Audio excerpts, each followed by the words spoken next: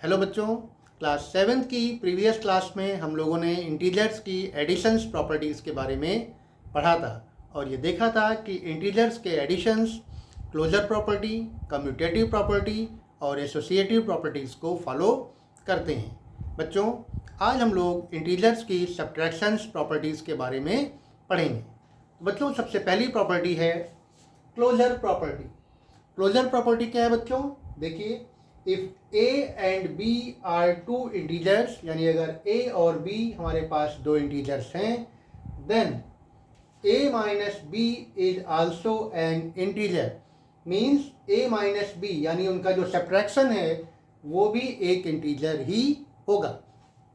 Example देखिए बच्चों, मैंने यहाँ पर दो इंटीजर्स लिए हैं। पहला इंटीजर है -13 और दूसरा इंटीजर है +9। और देखिए, इनको सब्ट्रैक्ट किया गया है, माइनस का साइन लगा हुआ है बीच में, और फाइनल आंसर हमारा आ रहा है -22 and -22 is a negative integer. फिर बच्चों अगला एग्जांपल देखिए, मैंने यहाँ पर दो डिफरेंट इंटीजर्स लिए हैं।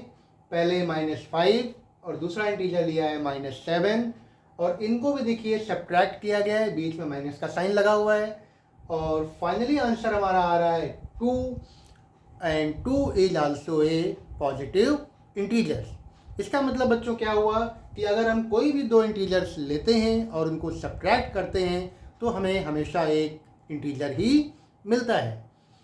तो ये बच्चों क्लोजर प्रॉपर्टी है। फिर अगली प्रॉपर्टी बच्चों है कम्यूटेटिव प्रॉपर्टी। कम्यूटेटिव प्रॉपर्टी में बच्चों हम लोगों ने एडिशंस में पढ़ा था कि अगर हम दो इंटीजर्स को किसी भी ऑर्डर में ऐड करें तो उनका सम सेम रहता है। तो क्या बच्चों सब्ट्रैक्शन के केस में भी ऐसा होता है या नहीं होता है कि अगर हम दो इंटीजर्स को ऑर्डर चेंज करके सब्ट्रैक्ट करें तो क्या हमारा आंसर सेम आएगा या डिफरेंट आएगा? तो आइए एग्जांपल के थ्रू समझते हैं। बेटा, हमने यहाँ पर पहला इंटीजर लिया है 7 और दूसरा लिया है -4, और 7 से -4 को सब्ट्रैक्ट किया गया है, यानी 7 माइनस -4, और आंसर आ रहा है 11। फिर बच्चों हमने इनका ऑर्डर चेंज कर दिया, यानी -4 को पहले लिखा और फिर -4 से सब्ट्रैक्ट किया 7 को, यानी -4 -7, और ये हमारा आंसर आया बच्चों -11। क्या बच्चों 11 और -11 दोनों इक्वल हैं? नहीं बच्चों, 11 इज नॉट इक्वल टू -11। तो इसका मतलब ये हुआ बच्चों कि अगर हम ऑर्डर बदल कर दो इंटीजर्स को सब्ट्रैक्ट करेंगे तो हमारा आंसर सेम नहीं आएगा, आंसर हमारा डिफरेंट आएगा। तो इसका मतलब ये हुआ बच्चों, if a and b are two integers then a minus b will not equal to b minus a, यानी a माइनस b और b माइनस a दोनों की वैल्यू इक्वल नहीं होगी।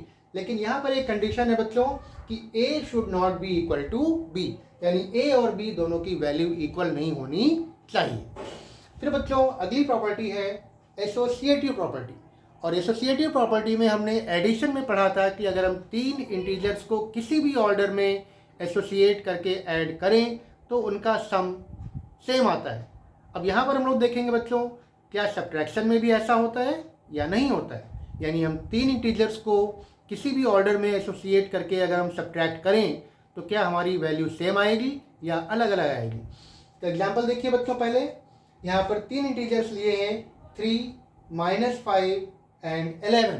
तो इसमें पहले हमने 3 और -5 को एसोसिएट किया है, यानी 3 और -5 को पहले सब्ट्रैक्ट किया गया है, तो ये आ गया 8, और फिर 8 से 11 को सब्ट्रैक्ट किया गया है, फिर आ गया -3। अब हम लोग ऑर्डर्स को चेंज करेंगे, मतलब पहले -5 और 11 को सब्ट्रैक्ट करेंगे, पहले इनको हम लोग माइनस करेंगे। तो -5 और -11 को अगर हम सब्ट्रैक्ट करते हैं बच्चों तो आता है -16, और फिर 3 से -16 को माइनस करेंगे तो आएगा बच्चों 19। तो क्या -3 और 19 दोनों वैल्यूज इक्वल हैं बच्चों? नहीं, -3 is not equal to 19।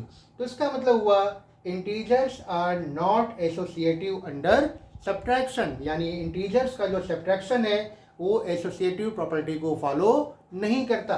Means if a, b and c are three integers, then a minus b minus c will not equal to a minus b minus c। बच्चों यहाँ पर भी एक कंडीशन है कि c should not be equal to 0, यानी c की value 0 नहीं होनी चाहिए। तो बच्चों आज हमने देखा कि इंटीजर्स का सब्ट्रैक्शन क्लोजर प्रॉपर्टी को फॉलो करता है और कम्यूटेटिव प्रॉपर्टी और एसोसिएटिव प्रॉपर्टीज़ को फॉलो नहीं करता है। तो बच्चों आज की क्लास में बस इतना ही, फिर नेक्स्ट क्लास में हम लोग कुछ और बातें सीखेंगे। Thank you, have a nice day.